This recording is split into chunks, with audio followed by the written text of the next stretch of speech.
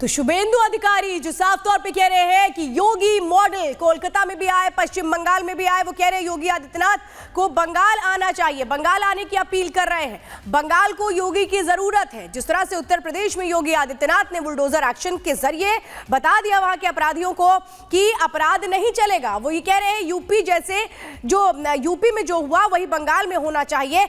आपको योगी आदित्यनाथ का वो बयान भी अब आपको सुनवाते हैं जिसमें वो दंगाइयों के इलाज की बात कर रहे थे।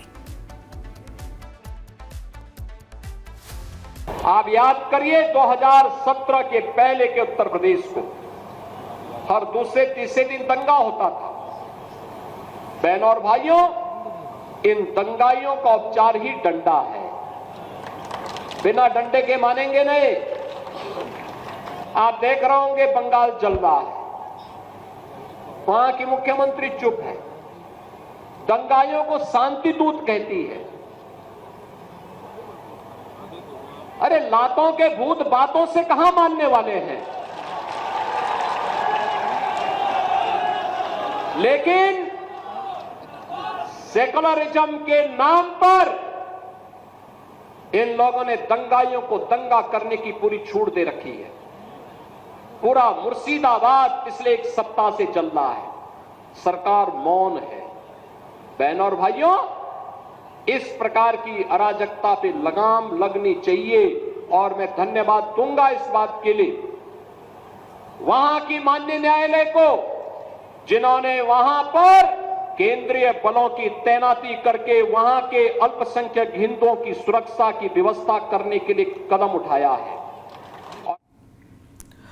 और कोलकाता के नेताजी इंडोर स्टेडियम से ममता बनर्जी ने बड़ी हुंकार भरी। मुर्शिदाबाद हिंसा के बाद दीदी ने पहली बार माइक थामा और इस दौरान ना ही बीजेपी को बख्शा और ना ही उत्तर प्रदेश के मुख्यमंत्री योगी आदित्यनाथ को।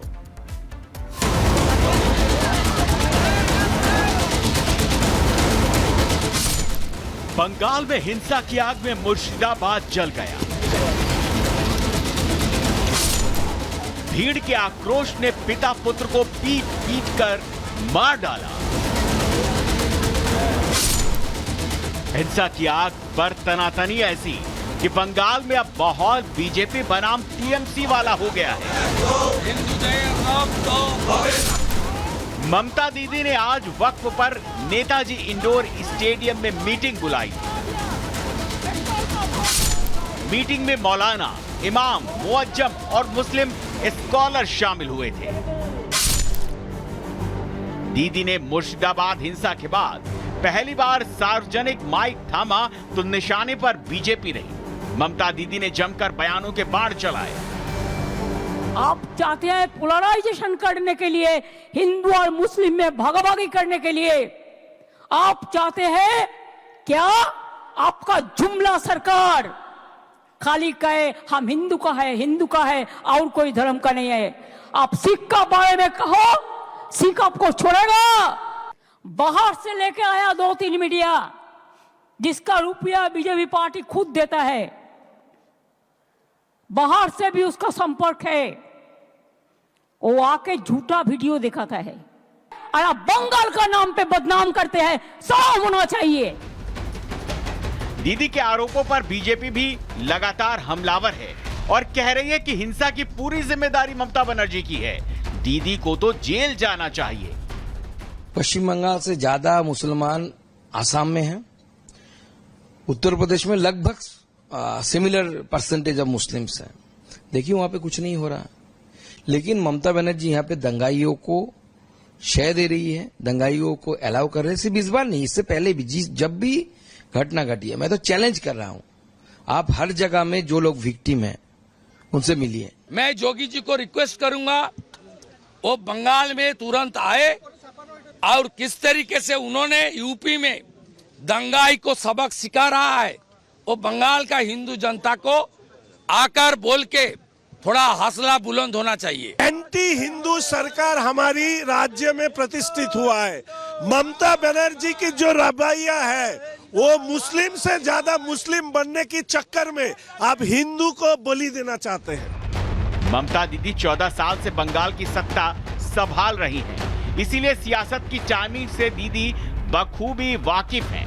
तभी तो वक्त की आड़ में दीदी मोदी सरकार के सहयोगियों पर भी सवाल खड़े कर रही हैं। उनके दिलों में क्रांति जलाने की कोशिश कर रही हैं।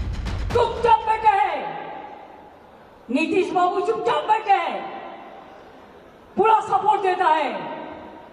क्या तुरंत दे देंगे बीजेपी, थोड़ा पावर दे देंगे। इसके लिए पावर के लिए आपको दिल भी दे सकता है, आपको खून भी दे सकता है। दीदी को मंच मिला तो दीदी ने सर्वधर्म एकता का संदेश देने की कोशिश कर दी।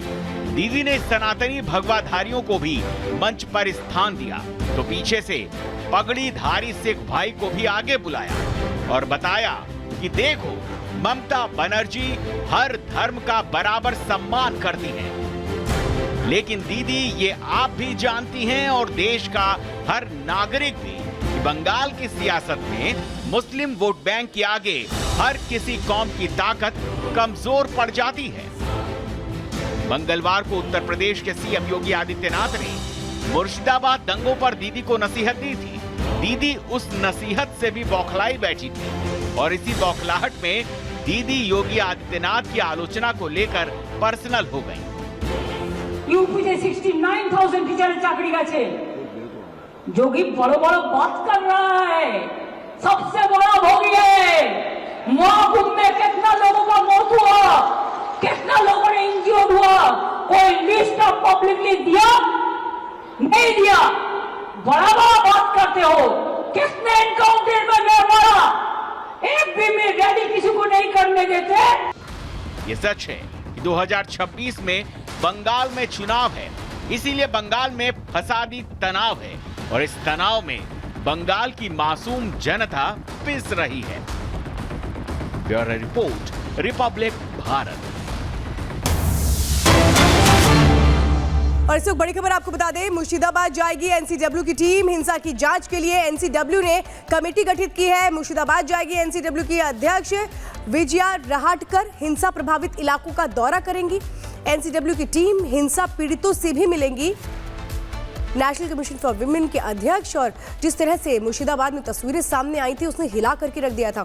जैसे वहां पर हिंसा हो रही थी, आगजनी हो रही थी, पत्थर बरसाए जा रहे थे और बहुत अहम कि अब एनसीडब्ल्यू ने खुद संज्ञान लिया है।